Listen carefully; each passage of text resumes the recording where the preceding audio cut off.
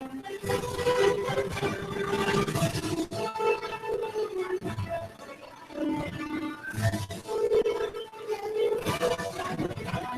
listening to Hot 1240 on News Talk Radio, Clutch with Keon Rose. And we've got some things to talk about here. We are on the eve of Thursday Night Football, and the NFL has a gigantic question, which is that its ratings are down. And the NFL doesn't understand why its ratings are down. Now, I feel like this is one of those things that has been coming for years, and not just because, well, I mean, the NFL was bound to screw something up, but more because the NFL is huge, and it was growing, and it was growing, and it was growing. Well, you can't grow forever. You regress sometimes. You back up sometimes. Markets change. People change. Dynamics change. Baseball used to be America's game, and now it's not. There was a point where baseball was just growing and growing and growing. You're going to regress. You can't have exponential growth forever.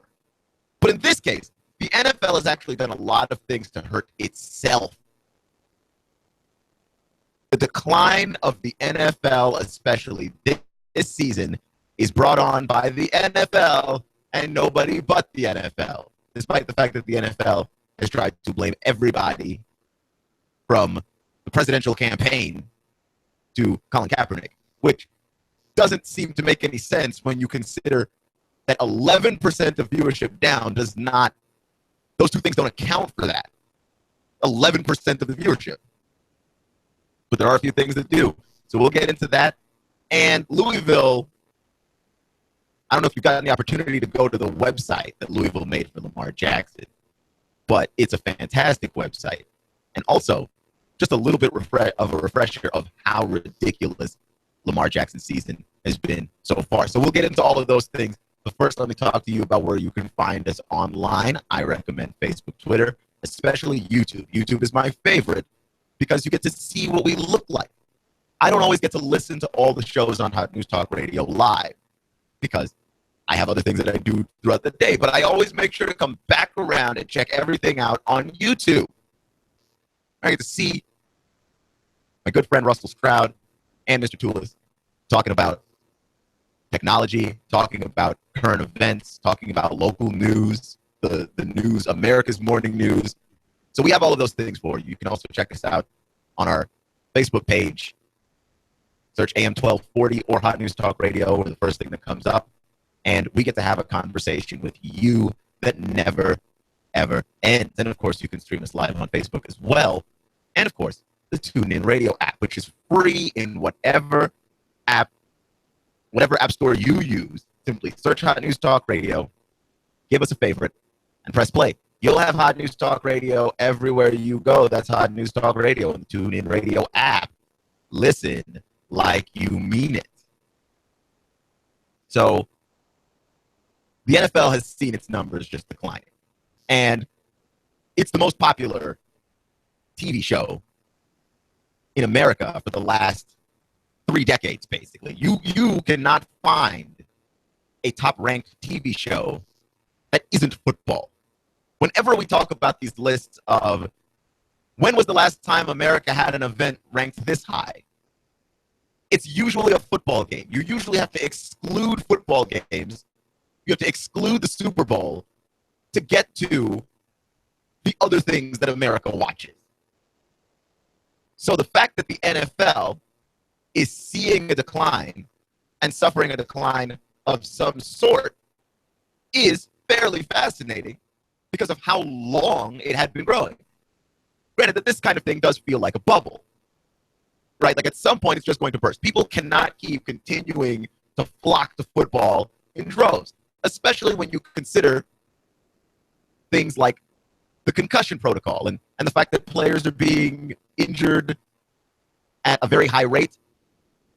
The head trauma, the more we learn about it, the scarier it is, right? And the league and its investigation buried it for years. I mean, that's plenty of reason for somebody to go, you know what, I'm not watching this right now. Except that it isn't the reason people stop watching football. People stop watching football when football is bad to watch. That's right. When the football is bad, people stop watching football, which I think the NFL never suspected would happen. Just looking at the way that they run out these Thursday night football games, which have been overwhelmingly, though not entirely, overwhelmingly, absolutely horrible, unwatchable draft. Which, by the way, I still watch them. Like, I still watch football, but I'm a diehard. When you look at any fan base, not just football, not just sports, I'm talking about music. I'm talking about politics. I'm talking about niche stuff like comic books. You always have the diehard fan base. The diehard fan base will watch or listen to whatever you do. Right? My favorite band is the Radio Department. So far as I am concerned, they cannot do wrong musically. Might not be everyone's cup of tea, but so far as I'm concerned, I will listen if they make music. Period. I mean, you put somebody else out there, the Bastille, or yeah, I don't know my mainstream pop singers. I don't know. Let's say Michael Bublé because I heard a song from him earlier today. I like a couple of his songs. They're catchy, but I'm not listening to everything.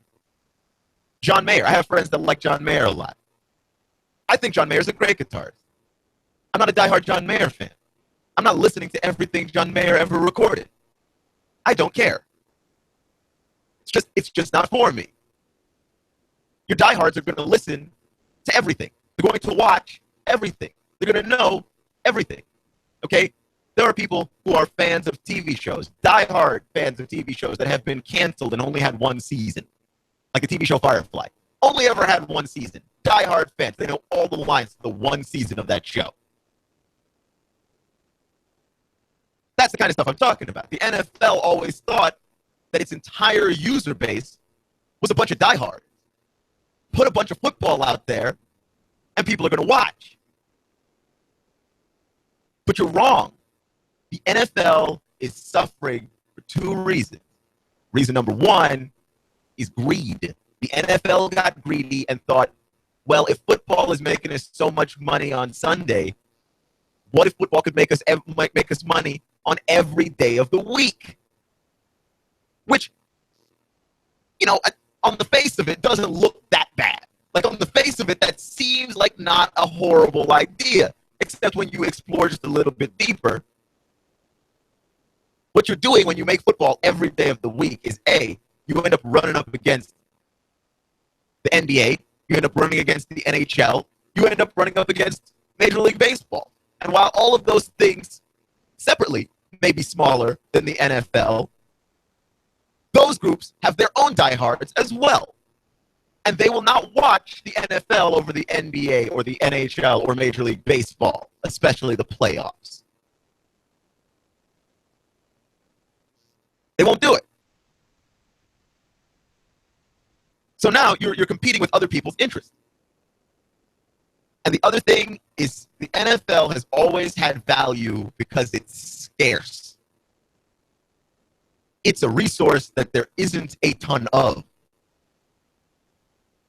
Right? Like, economics was one of my favorite courses that I ever took in college.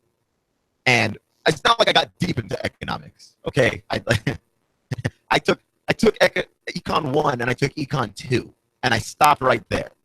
Because then it started getting really hard, and like they wanted you to use actual math beyond algebra and stuff, and I could not get with it. But there was the concept, and this is like the third chapter of an economics book, right? Is the supply and demand. You can't learn about economics without first talking about supply and demand. When there is less supply of something, the demand of it is higher. When there is less football, and because there is less football, the demand of it is higher. If you put football on every day of the week. Like we're talking, let's get football in on Saturday nights. Let's get football in on Sunday. Plus we've got Sunday night football. Plus we've got Monday night football. Now we have Thursday night football. Like if you put football on an every day of the week, football no longer becomes special. You thought all the people that were watching football were watching it because they were those diehards we were talking about. They're not watching. You don't have that many diehards. The calculation for what diehards are, the user base of your diehards, like if you started a blog today, right, and you were blogging every day and you eventually gather a user base, like 15% of the people who go to your blog and read it, those are your diehards. 15%. 1-5. Those are your diehards. The NFL, because the sport continued to grow, people were continuing to watch, and nothing seemed to kill the sport, right? Guys were behaving poorly. That didn't kill the sport. The touchdown celebrations got ridiculous and out of hand. That didn't kill the sport. We learned about concussions and how serious that is. That didn't kill the sport. So then, what could kill football? So we put it out on every night of the week and learned that football, everybody watching football, especially professional football, they're not diehards. Football is just special because there's only one day of the week that it happens, and that's a weekend. So yes, your ratings are going to plummet. Your ratings are going to nosedive. The NFL is losing because it got greedy. That, and because it got greedy, now you've got guys playing Sunday night and then they got to turn around and play Thursday night. You have these short weeks. Guys can't recover. They can't get healthy. No player enjoys playing Thursday night football. They've all come out and said stuff against it. Aaron Rodgers, J.J. Watt. Big stars have come out and said, like, this is not fun. It doesn't feel good to play football like 4 days after you played football. It's a brutal game. It's violent. You need all the time you can to recover. The NFL got greedy. They're not listening to the players. They just want the money. But the other reason why the NFL is losing viewers is because the NFL is all about control. And I can't imagine a season that has been less fun to watch than this NFL season. Because anything that a guy does in celebration is a penalty. It's a flag. That's 15 yards. That's unsportsmanlike conduct. You can't do a bow and arrow celebration. Why not? I mean, did you forget that the NFL was supposed to be fun, right? We were all supposed to enjoy this thing that we all do every Sunday. Hot News Talk Radio. We give you more football every Sunday than any radio station in this town. And you want to know something? You want to truly know something? This season, you couldn't ask for a less fun football season. The NFL has gone bonkers with trying to just cleanse itself, just purge itself from its players having any personality on the field. And I don't know what the NFL thought it was, what Roger Goodell thought it was that we were tuning in to watch. I'm not just tuning in to watch the team, right? Like, what do you think I'm tuning in to watch when I watch the Colts and the Texans play football? Because it's not great quarterback play lately. What do you think I'm tuning in to watch? I'm tuning in to watch individuals. Who do you think it is I draft on my fantasy football team? Individuals. I like it when Deshaun Jackson does crazy stuff. Like, I wish that he would do crazy stuff after he scored and not, like, before he crossed the goal line, because that's ridiculous. But it's fun. The game is supposed to be fun, and you are taking away the personality that these players have, the ability that they have to express themselves in a sport that is highly euphoric and completely expressive. It's hilarious because it's the problem, I feel like, that baseball wish it had.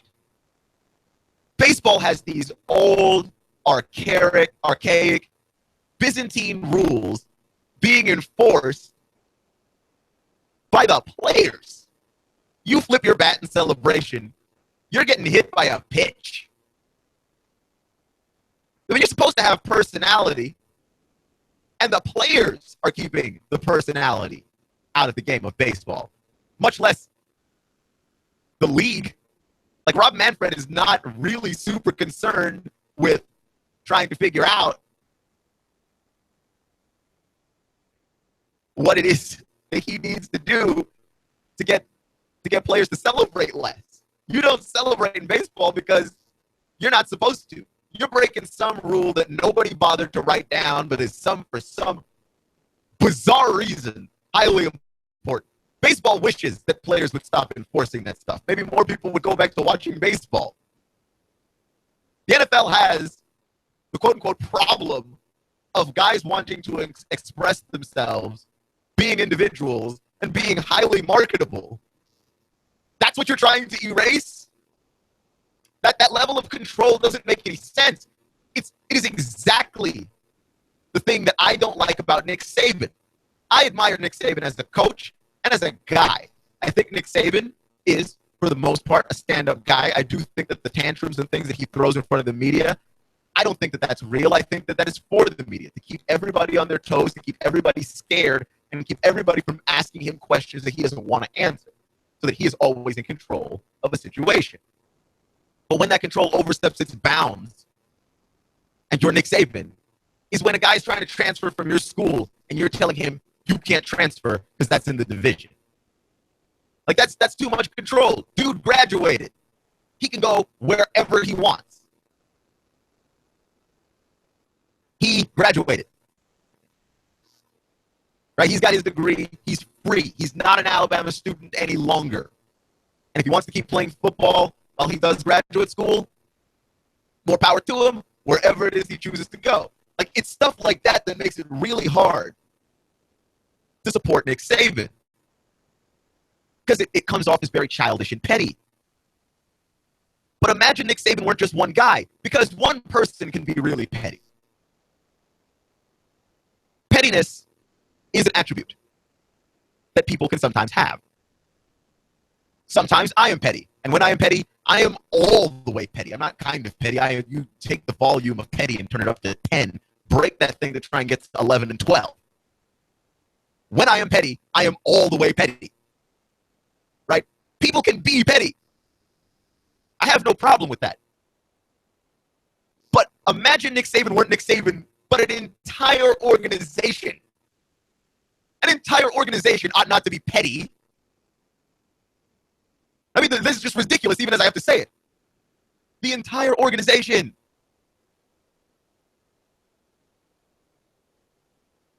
is petty. And it starts at the top with Roger Goodell, but it all flows down from there. The Jim Irsay's of the world, petty. Like a lot of these owners, too, just incredibly petty people. Dan Snyder, Jerry Jones, John Mara. Even Robert Kraft has got some pettiness in him.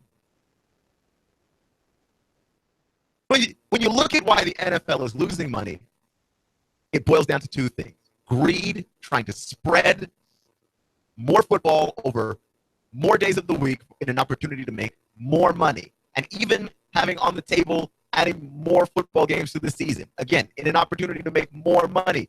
But in doing so, you actually oversaturate people with football. And it's not special anymore. And when you've got things like Netflix and Amazon Prime and Crunchyroll and other places you can go online, and you're not a diehard football fan, and it's not special to you anymore, then why on earth would you ever choose the NFL and it's bad football? And the other reason is control. Trying to scrub the personality, trying to scrub the individuality from the game of football, as though everybody tunes in to watch this monolith football. We don't. I like Deshaun Jackson. I'm into Stephon Diggs this season. That's the stuff I like to watch. You can't erase those people from the game. You can't erase Odell Beckham Jr. from the game. Odell Beckham Jr. decided he wanted to be a cartoon character. Don't erase that. That's fun. You're listening to Hot 1240, Hot News Talk Radio, Clutch with Keon Rose. What an amazing season Lamar Jackson's been having so far. We'll talk about that and some other things next.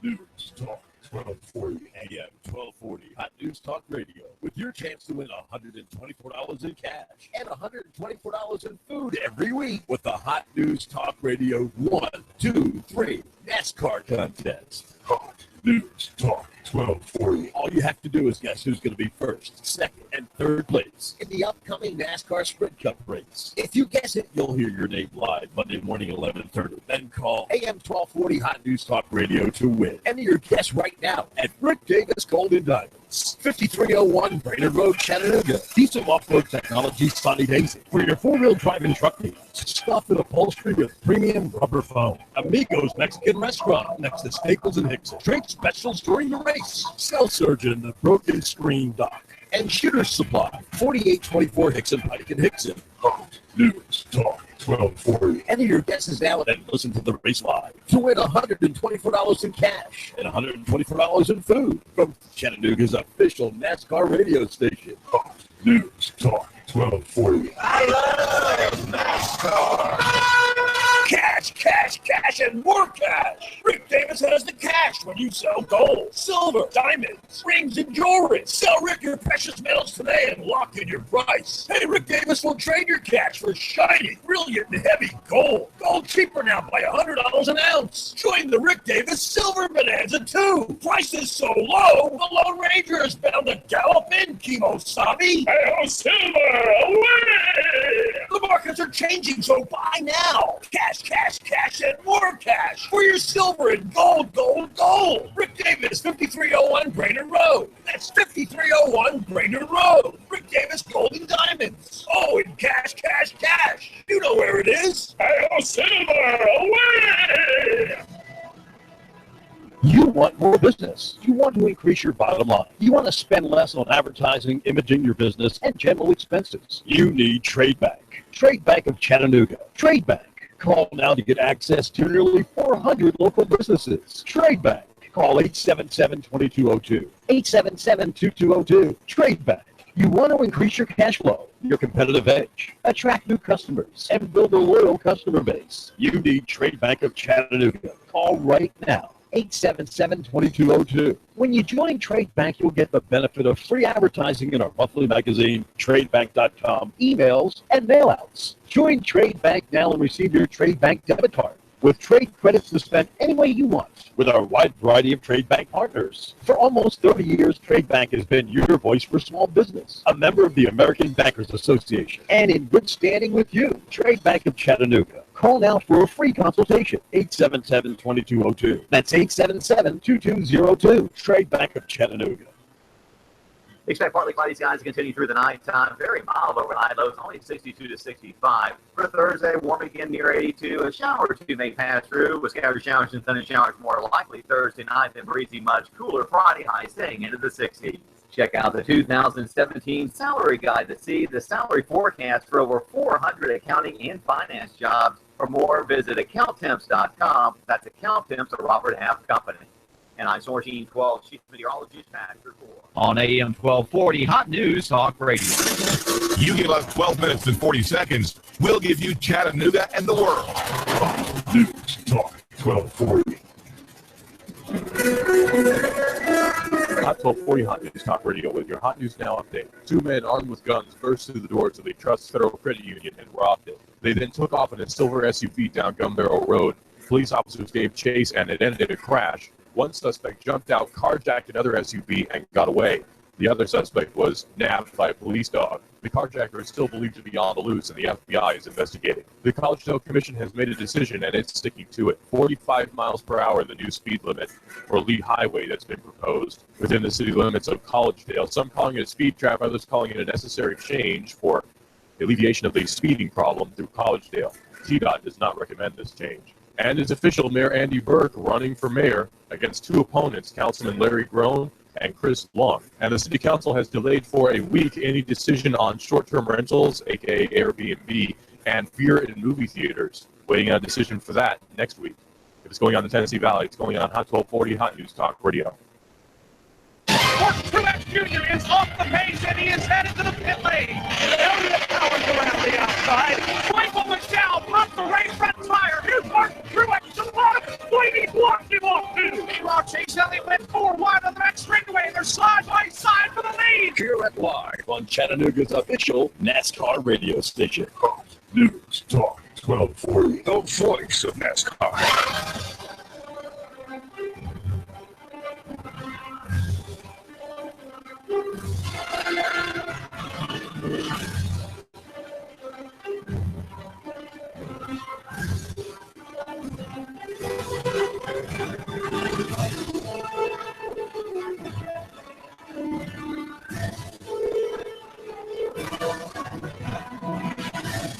So if you go to lamar8.com, LAMAR 8, the number 8.com, it will take you to the Heisman promotional website of one Lamar Jackson, made by the athletic department of Louisville. And the website looks nice, man. It's a nice looking website. It's very well designed. As you scroll down, does it get over the top? Yeah, it does. Lamar Jackson redefines speed, accuracy, greatness, yada yada yada. Like it's dramatic. It's very over dramatic. Okay, I understand that is one of those things that is very overdone, but it is for his Heisman Trophy candidacy. So what is he supposed to do, right? But I was scrolling through the website, and as I was going through, despite the fact that I have seen the man play football, right, I looked down at those numbers, and my jaw hit the floor. Because it's video game stuff, man. We're, 7 weeks into the college football season? And this is what Lamar Jackson has so far this season. 1,806 passing yards. 30 total touchdowns. 832 rushing yards himself. There's a man that Michael Vick, as the website will also quote Michael Vick has said, this guy's better than me. Or the specific quote is, Lamar Jackson is 5 times better than what I was at Virginia Tech.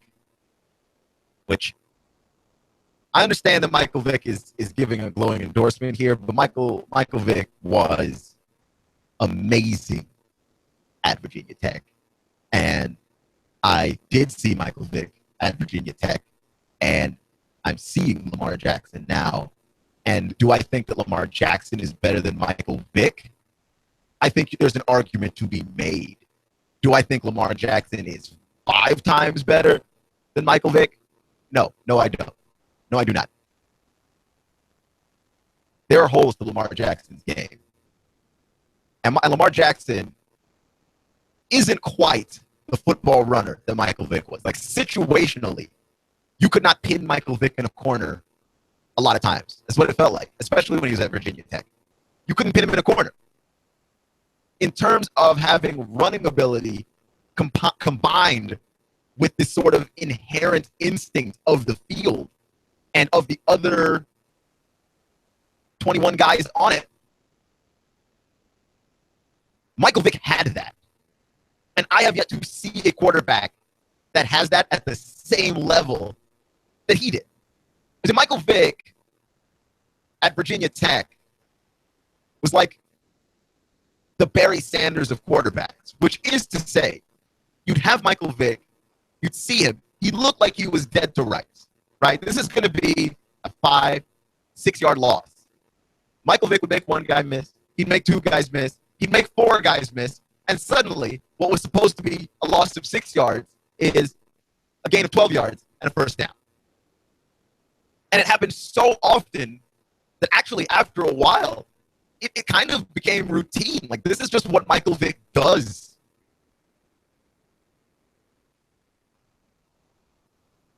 But it's hard to argue with some of those stats, man. When you look at what it is that Lamar Jackson's done, statistically, 30 touchdowns in 7 games? 30? I mean, someone correct me if I'm wrong. Dak Prescott was one of the most accurate passers in the SEC last season. I don't think Dak Prescott even got to 30 touchdowns in the season.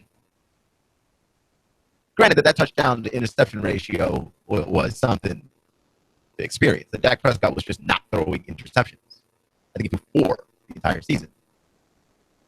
But that being said, Dak Prescott, I don't think he threw 30 the whole season.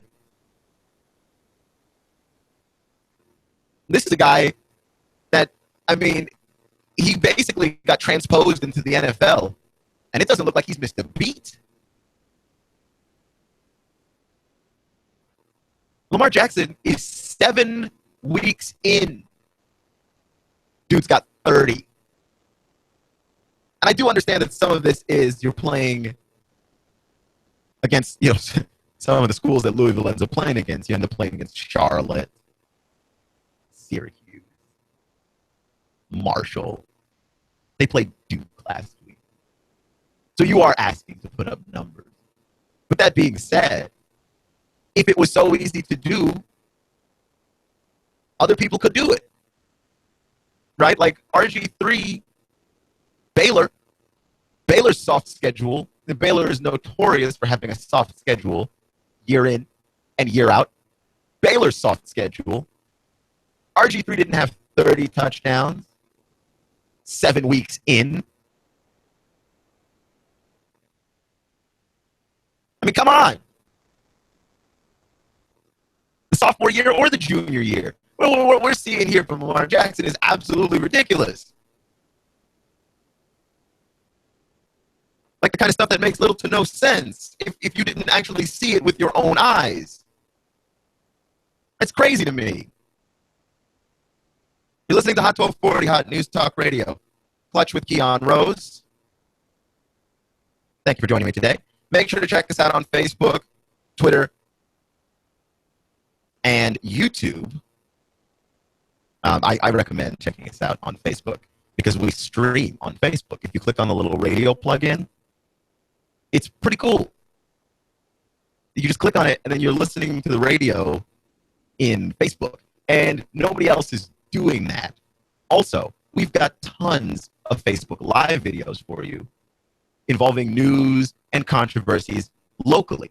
Local Chattanooga news, right? Like we're hearing all of this stuff in the presidential campaign about all of the things that Hillary and that campaign's done that's being put out on WikiLeaks. And then you've got Donald Trump and everything he's done basically every day from somebody. And all of those things are controversies and they do matter to you as an American. But if you take your eye off the national level for a little bit, look a little local, you'll find that there are things that are of greater importance happening to you because of how close they are happening to you. And David Tulis does a really great job of getting out there and investigating those stories. So you're going to want to be on Facebook to be informed. Just saying. And of course, check out the TuneIn Radio app. That's free in your favorite app store. Simply search Hot News Talk Radio in the app, give us a favorite, and press play. And you'll have Hot News Talk Radio everywhere you go. So that's That's that. The update here, the Tim Tebow update, because I feel like I give you a Tim Tebow update and a Colin Kaepernick update weekly. That's just the way that this goes, right? Like that's the nature of what this is. The Tim Tebow update is that being in the Arizona Fall League, Tim Tebow has yet to record a hit of any kind. Bat has not quite connected the ball for Mr. Tebow, who appears to be just a little bit out of his depth in the Arizona Fall League, which wouldn't be a big thing to me and wouldn't bother me at all. Except that Tim Tebow is taking the place of somebody who deserves to be there. Somebody who's been trying to play baseball their entire life. And Tim Tebow, because he is Tim Tebow, because of the popularity factor and all of that other good jazz, Tim Tebow has gotten to be able to go for the Mets to the Arizona Fall League. And the pitchers, by the way, were pitching against Tim Tebow, using this as an opportunity to put something fantastic on tape, really aren't getting the most of these pitches against him because he's not a baseball player. And he hasn't been a baseball player for about 11 years.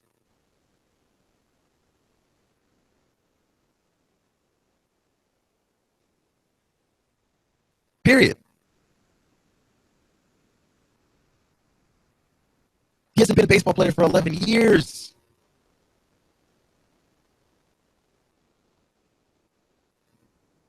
Anyway, that's Tim Tebow update. So here's the thing with the UTC mocks. With the mocks, I was hoping the mocks could get to 8-0. 8-0 would be the best start that any UTC team has ever had in the history of UTC football. Unfortunately, in South Carolina, they went to the Citadel and lost to the Citadel in a very close game.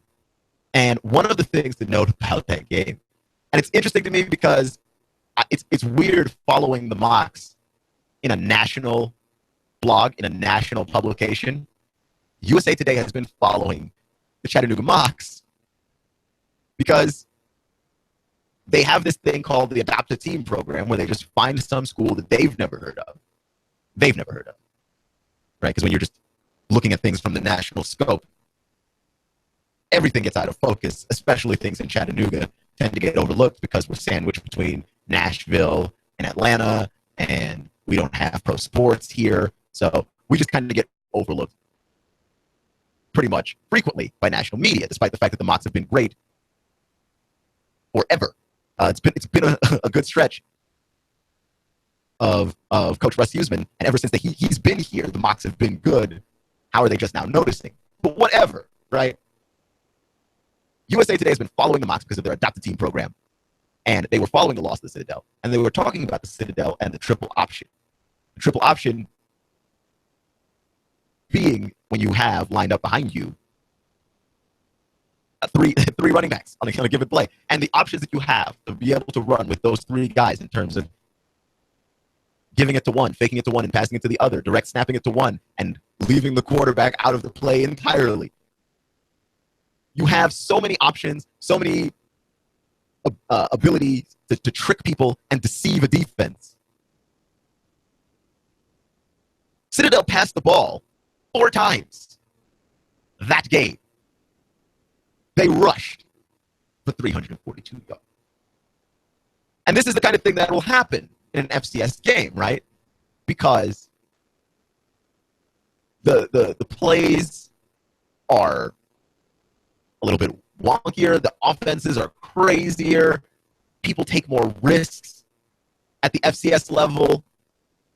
You do have schools that will run the option or triple option, right? Georgia Tech will run a sort of triple option.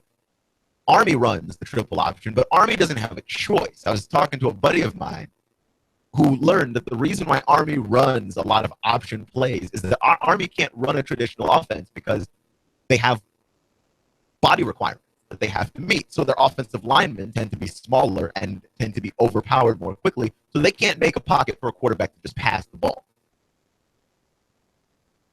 So Army will run a lot of triple option. But Citadel runs the triple option not because they have to. That's just their bread and butter. That's just what they do over there.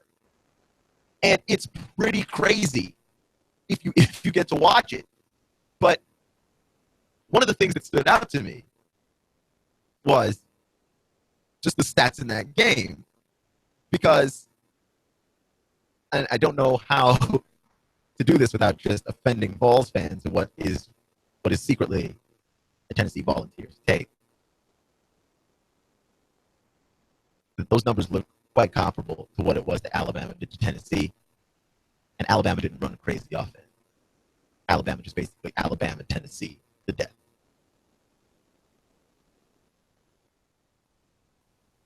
Just absolutely punished Tennessee.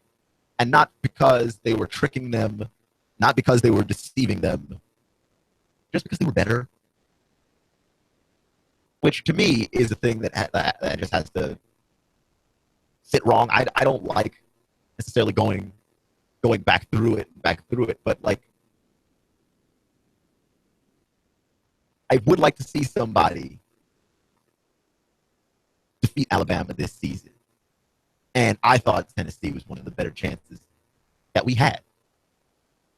And by the way, I don't want Alabama to lose on the pure prospect of an Alabama loss, and I just like seeing Alabama lose. It's not that.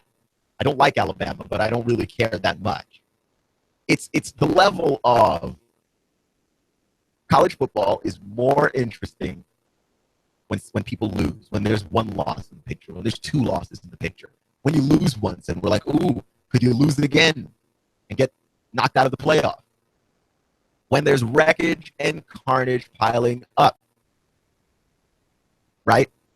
That's when college football is at its best, which means if you have Alabama, that's one team that's not giving you the oohs and ahs of will they stumble, will they fall? Probably not. And if they beat Texas A&M on Saturday, I dare I say definitely not. Stumble to who after that? Auburn? UTC? Is there on the schedule? Stumble to who after that? Nobody that I can think of.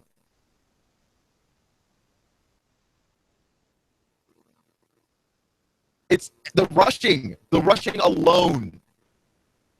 That and how paltry Tennessee's offense ended up looking.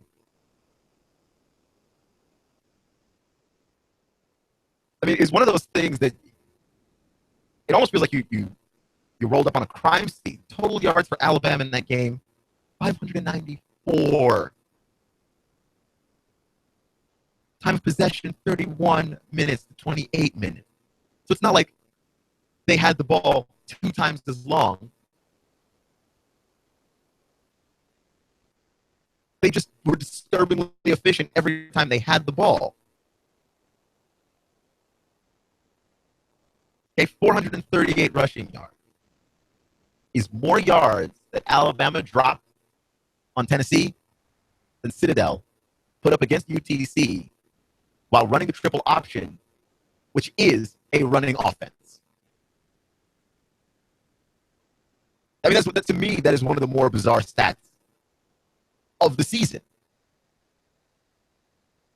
It's not like Bama runs the option. I mean, they run a spread attack like everybody else runs. Their offense is not really complicated. Now, Lane Kiffin is insanely talented when it comes to misdirection and putting people in positions to succeed. I will give him that. But be clear. That offense is not designed to deceive. You know what Alabama is going to do. For goodness sake, did you see what they did with Derrick Henry last year? They were going to run the ball. You knew they were going to run the ball. Stop it. You can't. You know it's coming. Stop it. We dare you to stop it. Rushing the football. 438 yards. Which, by the way, 438 to 32 yards total from Tennessee rushing the ball that game. I mean, it's absurd. It's absurd to look at. Every time I look at the numbers, I want to look away. I've just seen something horrible. Listening to Hot 1240, Hot News Talk Radio, Clutch with Keon Rose, and the NBA talk is coming back. We are 6 days from the start of the NBA season, and everybody's talking about the Golden State Warriors. I get the opportunity to talk to a lot of people in this town, and just everyday people. Like, I'm not, rubbing elbows with famous folk. Just everyday people. And I have had more conversations about the Golden State Warriors than I expected to thoroughly. Mostly because we're not really in the heart of basketball country. But I've had a lot of Warriors conversations because this is the same thing as LeBron going to the Heat in Miami back in 2010. You want to know if this thing is going to work. Did they break basketball? Because the Golden State Warriors upgraded from Harrison Barnes,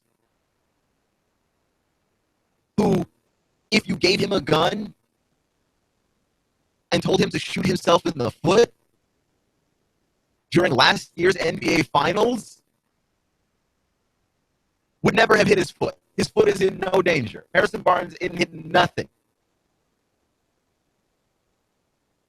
You upgraded from Harrison Barnes with Kevin Durant, with 6'11", dribbles like a guard, Kevin Durant.